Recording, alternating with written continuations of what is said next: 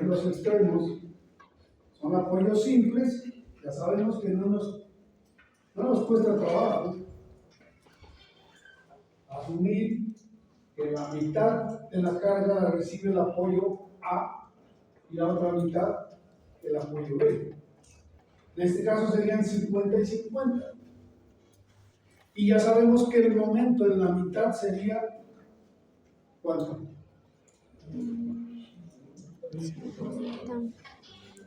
¿Cuánto es eso? 100 por 10, 1000. Entre 4, 250. Eso lo tenemos clarito. Ahora bien, vamos a decir que vamos a ayudar a esa billeta. Y para ayudarle vamos a poner otra billeta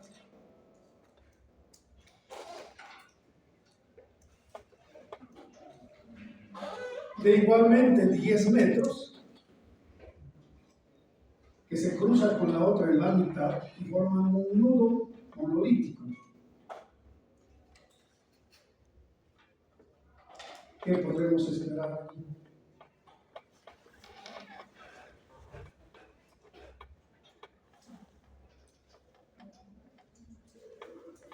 Ahorita tengo entonces 4 reacciones.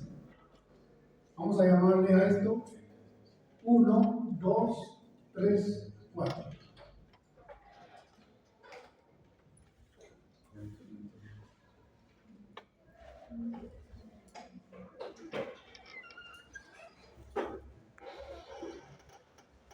Por simetría, podríamos esperar que esa carga de 100 se repartió entre 4. Y por consiguiente, cada reacción valdría 25. Igualmente, podríamos suponer que ese momento que valía 250 se repartió entre las dos billetas y a cada una le correspondería 125. Esas suposiciones son correctas, dada la simetría en todas las direcciones. Pero ahora sí vamos a comenzar a pensar algo distinto. Voy a dibujar esto como si estuviese visto en planta, sería así. Acá tenemos nuestras dos billetas que se cruzan en el centro. Está claro que en el primer intento hicimos 10 para la viga en X.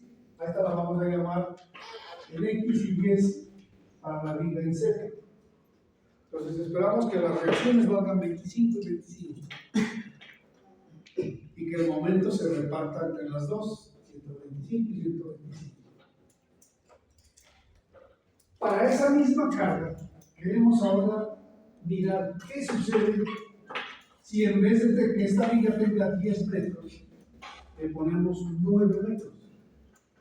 Pero él sigue conservando el centro. Es decir, le quito acá 50 y le quito acá 50 para que me queden 10 metros y 9 metros. Y luego le volvemos a quitar 50 y 50 para que me quede de 10 metros y de 8 metros.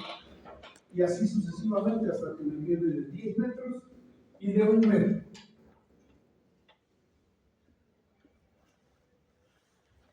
Como ustedes verán, ya no es tan fácil predecir cómo va a ser ese comportamiento. Y lo más práctico es que vayamos a nuestra herramienta de análisis y veamos qué es lo que sucede.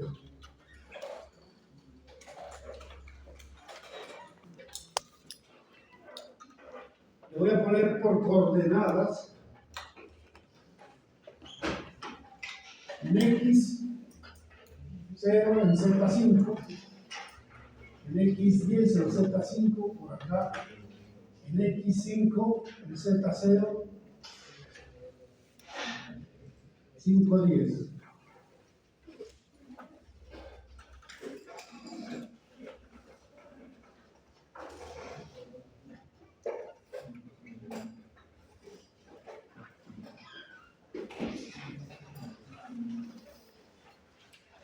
Entonces, Tengo el primer punto, 0,5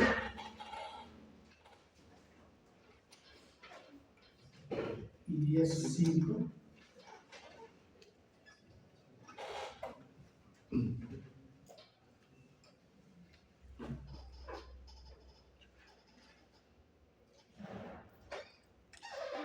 Los unimos para tener una barra.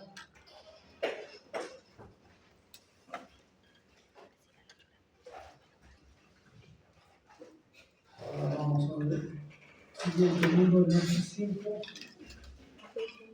el Z0 y el X5 y el Z10.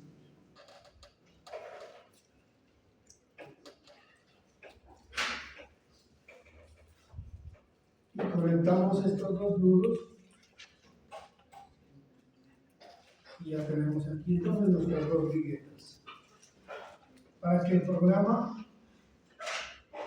pueda ejecutarse necesito darle un tamaño de viga. Yo le voy a poner 10-30, no importa, con nervios, y un material concreto 360, que quiere decir 3000, 60.000.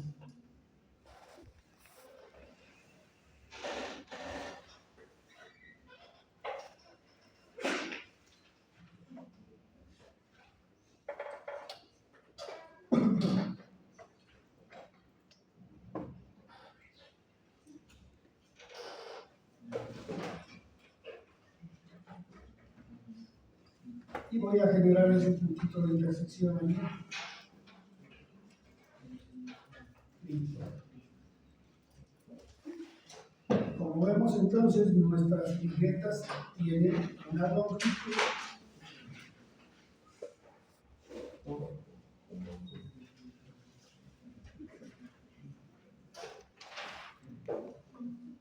de 10 metros cada una. Y están 10 metros por aquí, 10 metros por acá. Y vamos a tomar este nudo y le vamos a aplicar allí 100 unidades de fuerza. En este caso son toneladas, no importa. Signo negativo porque va en la dirección Y de gravedad. Y me falta articular estos apoyos. Vamos a ponerle nudos articulados. Listo. Y analizamos.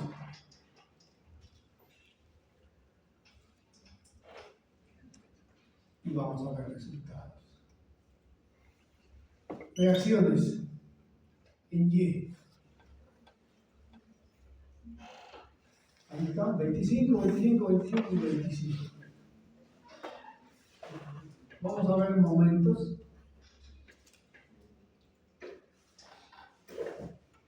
Para esta viga, ahí está el diagrama de momentos, 125. Y para la otra viga, 125.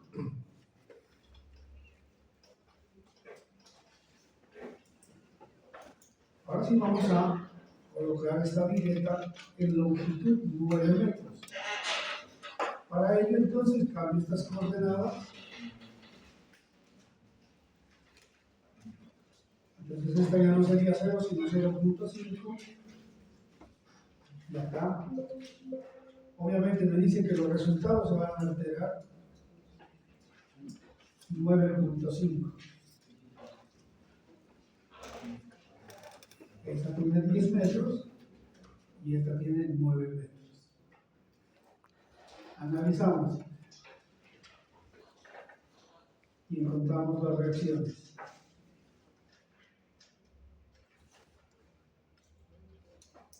Y tenemos 21.09 para la viga en dirección X, 28.91 para la viga en dirección Z. Esos valores los van funcionando en una tablita como la que tenemos acá. Ya están escritos porque pues, obviamente lo hicimos con el grupo que acaba de salir. Ahí tienen esos valores. Veamos el momento. En la viga X el momento es 105,44 y en la viga Z 130,1.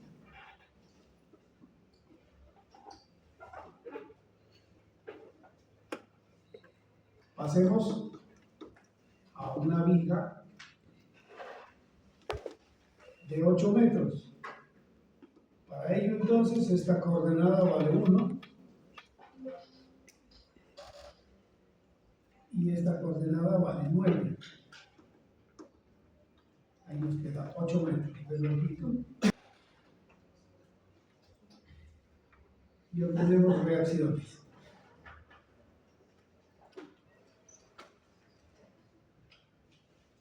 $16.95, $16.95, $33.05, $33.05. Momento flector.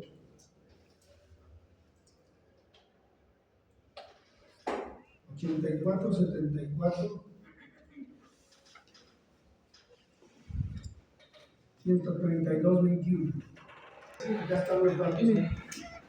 ¿Qué pasa cuando la luz X la hemos mantenido constante para 10 metros y hemos ido disminuyendo gradualmente la longitud de la luz en Z desde 10 hasta 1?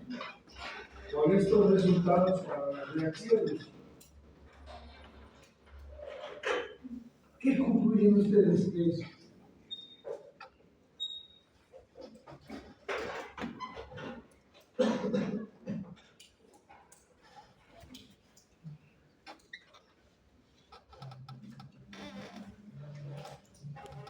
Voy a graficar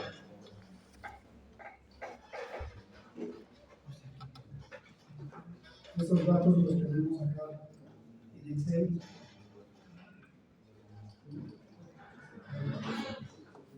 Aquí hemos graficado cómo es el comportamiento de la reacción en la viga en X a medida que cambia la relación. Nosotros podemos tomar esta relación en los dos sentidos, dividiendo Lx entre Lz o al revés, dividiendo Lz entre Lx.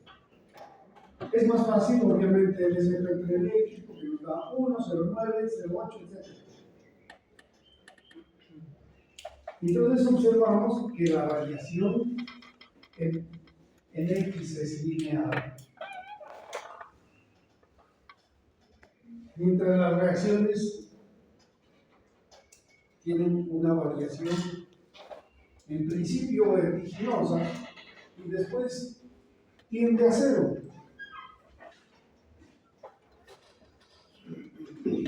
Esto es lo que nos muestra la frialdad de las matemáticas.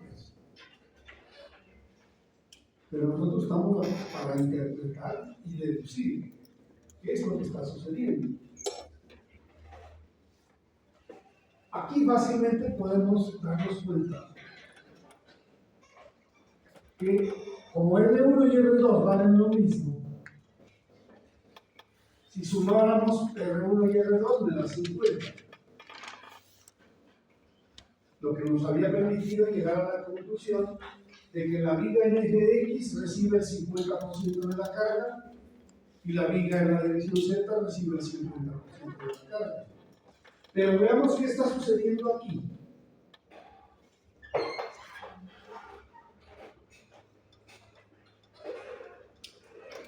Aquí ya la reacción R1 y R2 sumada nos da 10, 11.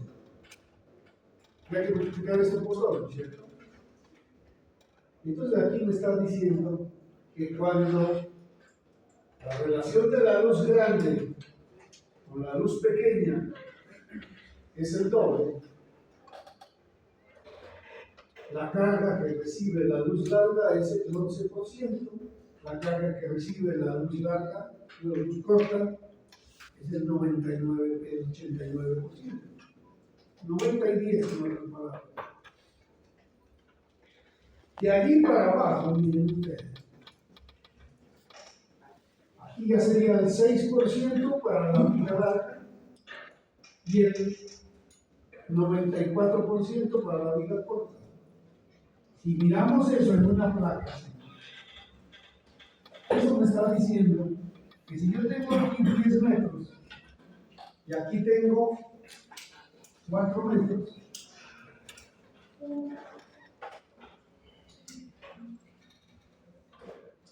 metros, 4 metros. Lo que me dice esto es que el 44% de la carga se va para acá, 44% de la carga se va para acá, y acá nos queda más, perdón, 47. 47 y 47. Y aquí se va 3%.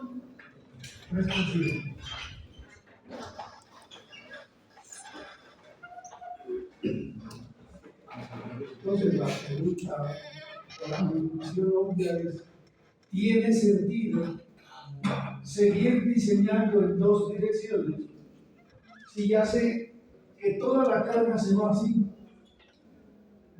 y apenas un 3%, 6% en el otro sentido? Entonces, ustedes van a encontrar en la literatura correspondiente que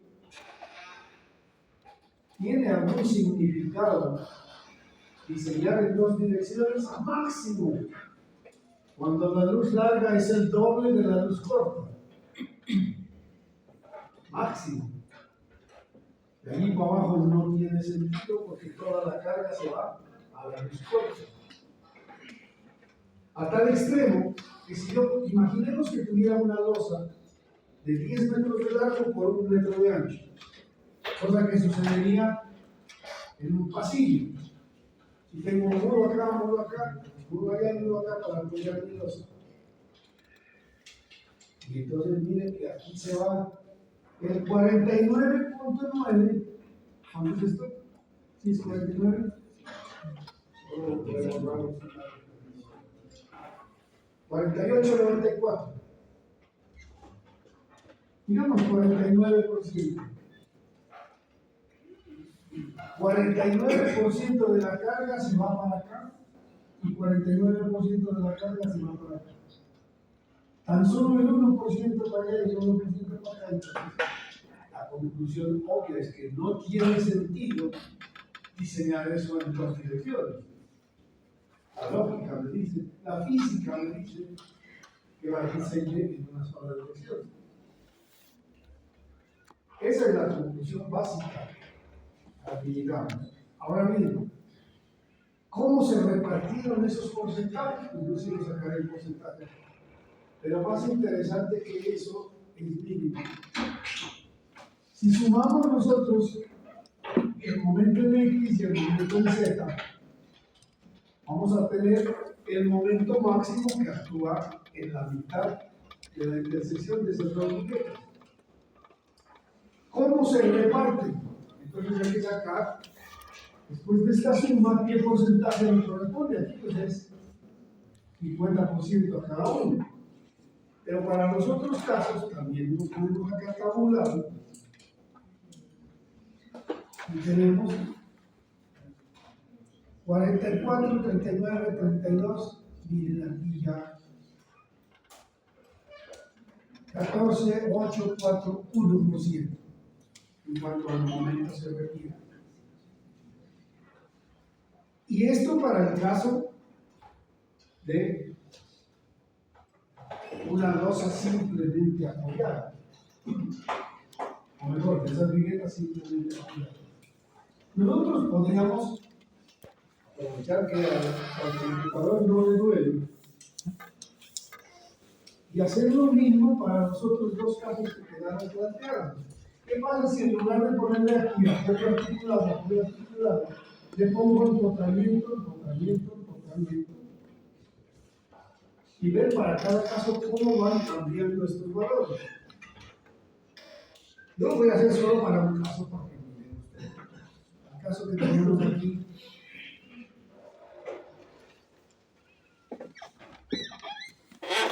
Si le ponemos aquí los apoyos,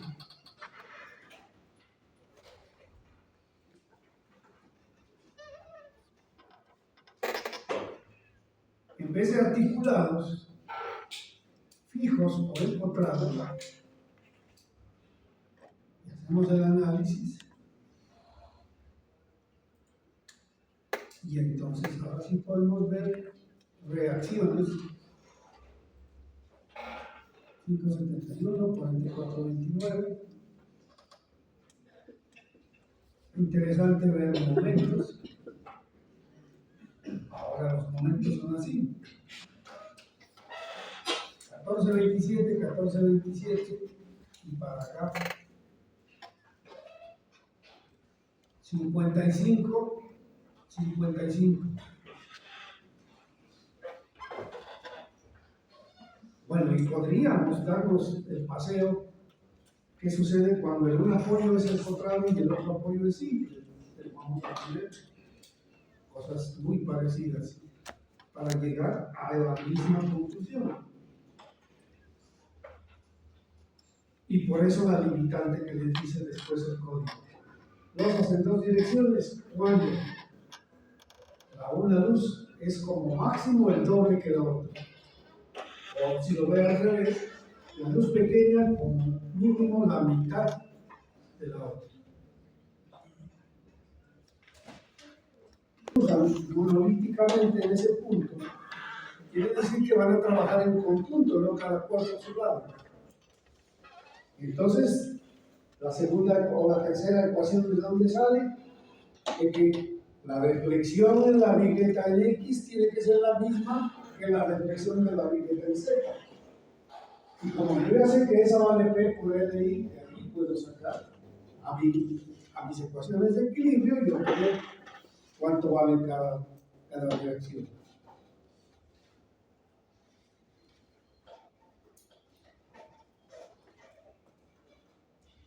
De igual manera, si en vez de carga puntual tuviésemos carga distribuida, el problema es que se va complicando un poquito más. Nuestra reflexión ya vale 5Q L a la cuarta sobre 384 L.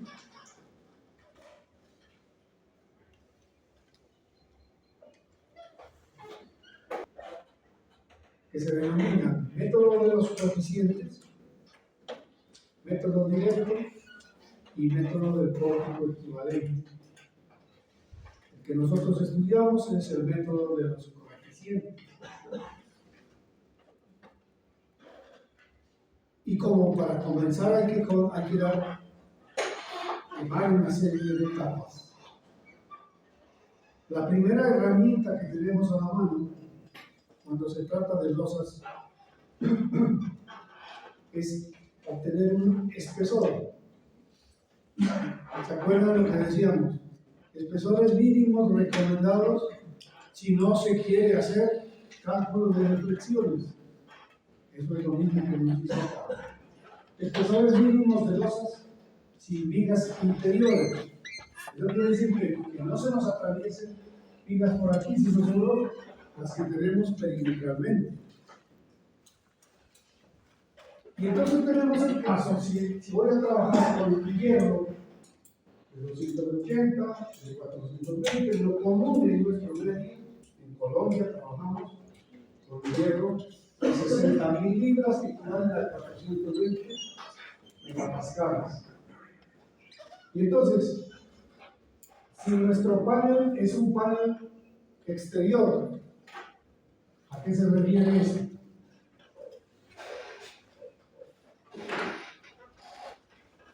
Vamos a suponer que tenemos aquí una losa con 4 ejes por allí, 3, 4, 5 ejes por acá.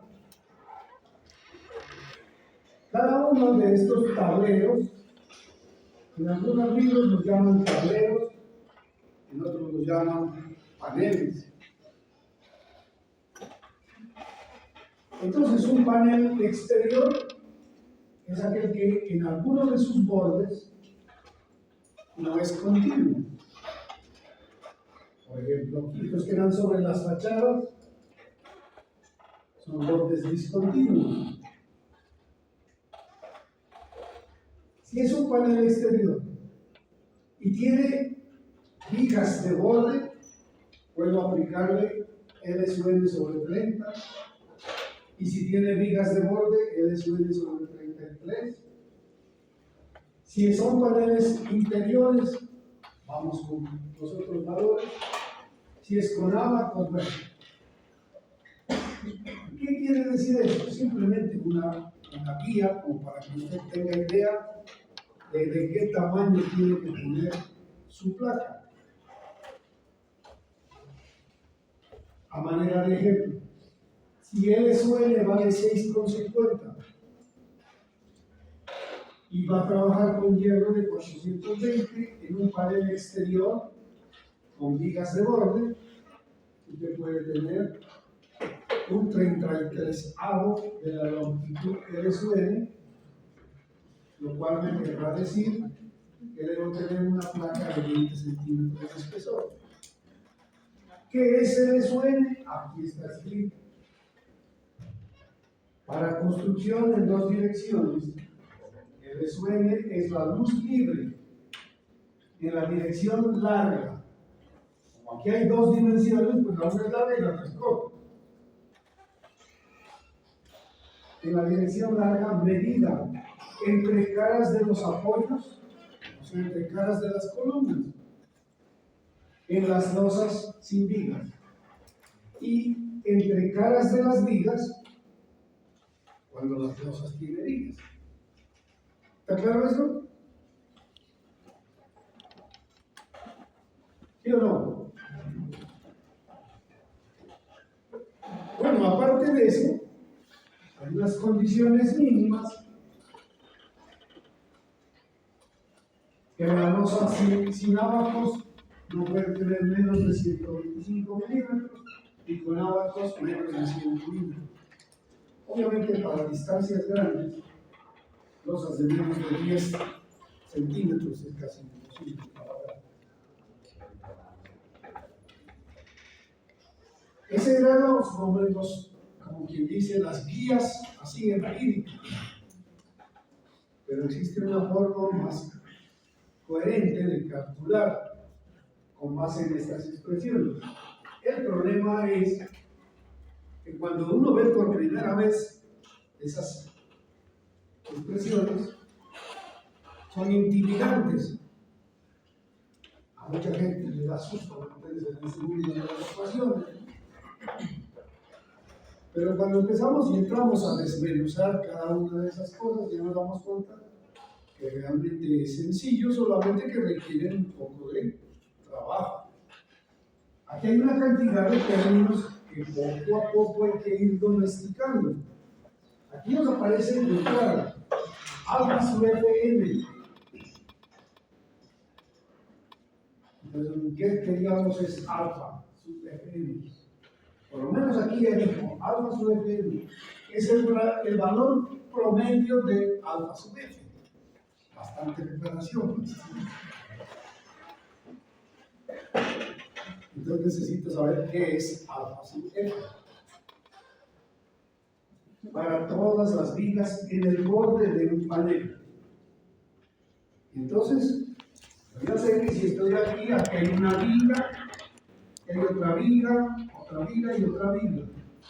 Voy a tener un alfa sub f aquí, alfa sub f aquí, alfa sub f aquí y alfa sub f aquí. Entonces, alfa sub fm, el promedio de sus cuatro alfas.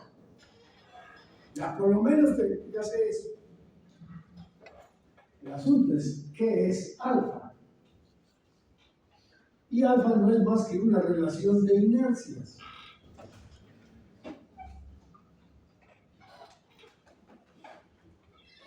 ¿Qué es lo que busca esa relación de inercias? Como nosotros vamos a tener aquí, para hacer algo parecido a nuestro ensayo de... Si usted se imagina que aquí voy a tener una viga, aquí una placa, una viga, una placa, etc. Entonces, para saber qué tan rígida es la viga con respecto a qué tan rígida es la losa, necesitamos conocer esas relaciones. ¿Con qué fin? Con el fin de saber si cuando yo aplico la carga aquí, esto se comporta como un apoyo simple, o como un empotramiento, o como una cosa intermedia entre ellas. Hacia allá es que vamos. ¿Y cómo hago para determinar eso? Evaluando qué tan rígida es esta viga comparada con la rigidez de la losa. Esto es lo que me manda a hacer estas ecuaciones. Por lo pronto, mírenlas así nomás, después ya las desmenuzamos, como les digo, término a término, paso a paso, con toda la calma del mundo. Eso que está en ese cuadrito está escrito así también en la norma.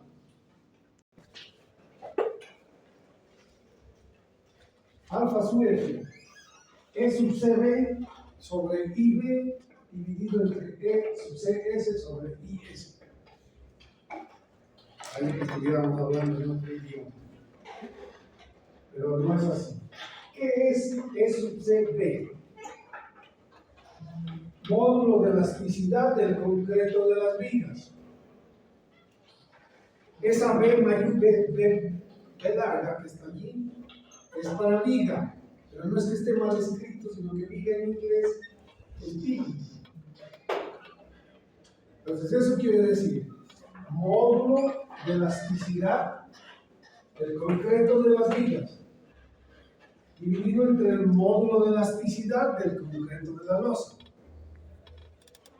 Ahora bien, la mayoría de las veces, por no decir todas, cuando uno va a fundir una losa, difícilmente va a decir para la viga emplee este concreto y para la losa emplee este otro concreto.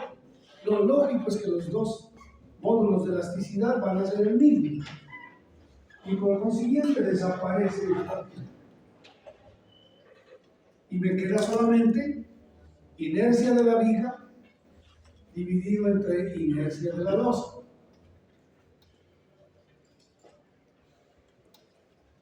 Ahora el asunto es, en esta situación, determinar qué es viga y qué es losa. Para nosotros facilito, porque nosotros en los cálculos decimos entre la viga y entre la losa. Pero es que ellas trabajan en conjunto monolítico. Y un pedazo de la losa, el que está más pegado a la viga, trabaja en conjunto con la viga. Y por esa razón, entonces, el código nos dice que tenemos que trabajar como inercia de la viga en una parte de la losa, o sea que nos queda una viga en L. En los casos de los bordes discontinuos. Y en los bordes continuos nos va a quedar una viga en T.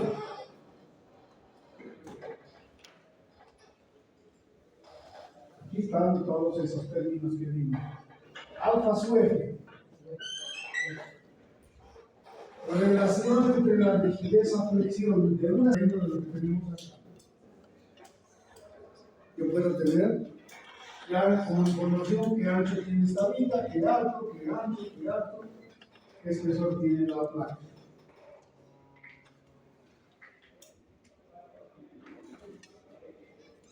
Debo conocer esas distancias y esto es lo que me dice el código que debo tomar como sección de viga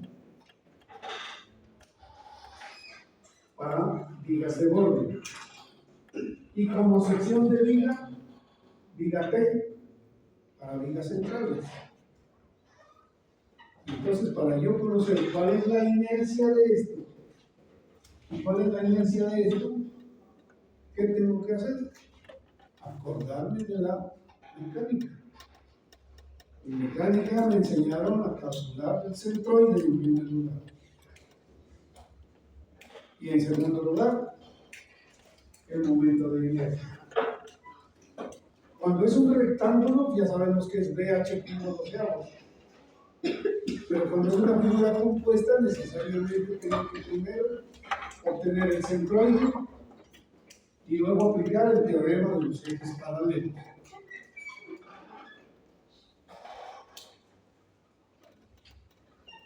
Y para la losa, es en la losa. Debo conocer, aquí sí es mucho más fácil, qué longitud hay aquí, qué espesor, y entonces la inercia de esto es L por T al cubo sobre 12. Acá la misma cosa, si ya conozco esta longitud,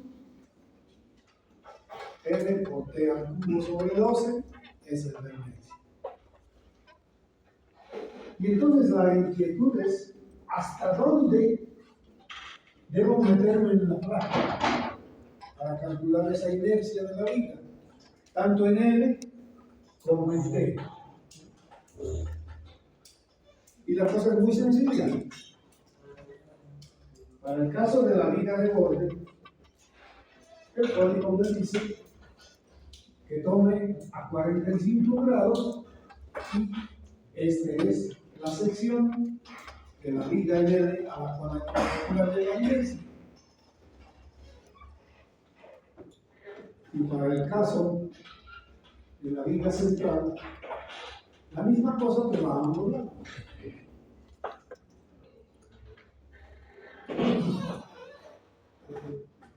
HB. ¿Perdón? Es HB. ¿Dónde está? Desde la Altura de la viga.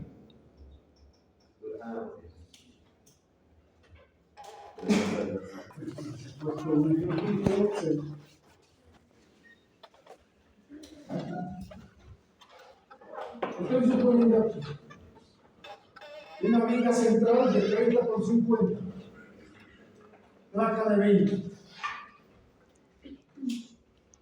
Entonces, como el código me dice que tome aquí a 45 grados, eso quiere decir que este cateto es igual a este cateto. Por consiguiente, si la viga tiene 50 y 20 la placa, esto es 30.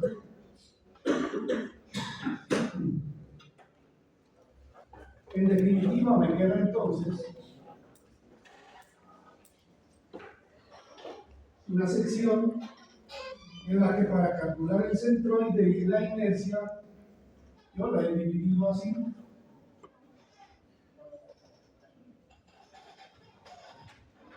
Entonces tenemos un rectángulo de 30 por 30, aquí está, 30 por 30, y un rectángulo de 90 por 20.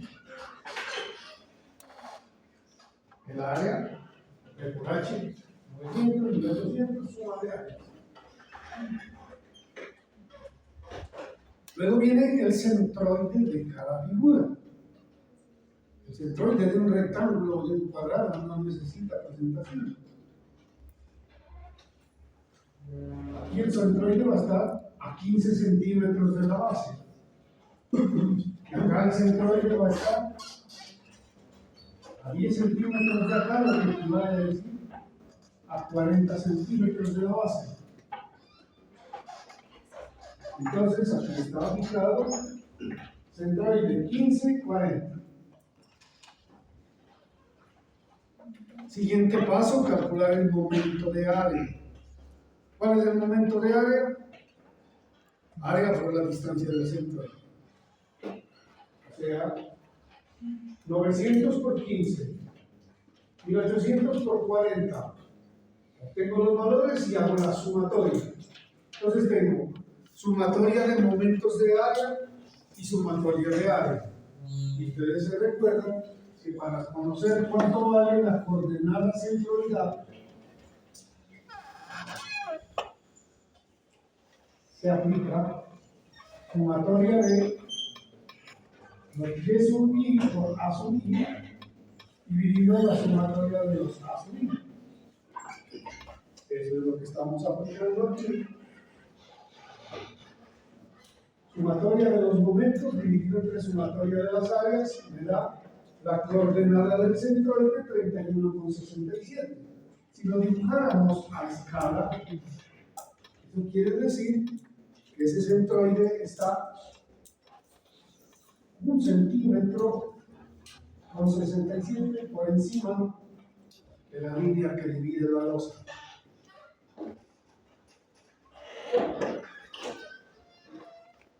El siguiente paso es obtener la inercia de cada rectángulo. Vamos a elaborar este. La inercia es 30 por 30 cubos sobre 12. La inercia propia de este es 90 por 20 cubos sobre 12. Y ahora sí viene el teorema de los ejes paralelos. ¿Se acuerdan que decía? Que debo multiplicar el área por la distancia al cuadrado. ¿Cuál distancia? La distancia entre centroides. Yo tengo el centroide de toda la T en ese puntito rojo. Y tengo el centroide de la primera figura aquí en 15. Entonces, mire, esto es 15 y esto es 31,67. La distancia entre los dos centroides pues es 15 menos 31,67, que me da menos 16,67. Para el otro, estaba aquí en 10 y 40. 40 menos 31,67, 8,33. Y entonces ahora sí, aplicando el teorema de los ejes paralelos, área 900 por 16,67 al cuadrado, me da ese valor. Área 1800 por 8,33 al cuadrado, 12.500. Y entonces ahora sí ya tengo la inercia total de cada figura, que es su inercia local más el área por la distancia al cuadrado, y me da la sumatoria, la inercia de toda la figura de T. 502.500 centímetros al cuadrado. Lo mismo para el caso de acá, con la diferencia de que aquí ya no tengo este pedazo.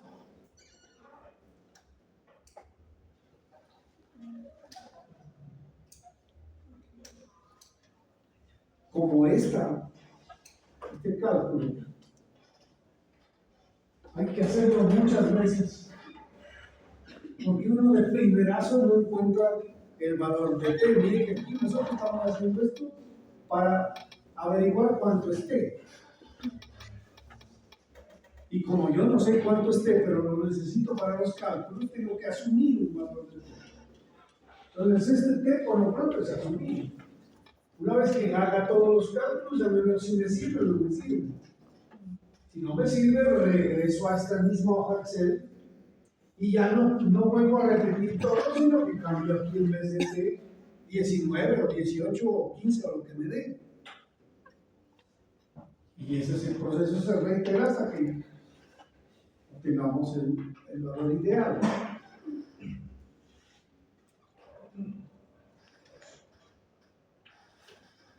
Este es un recuerdo.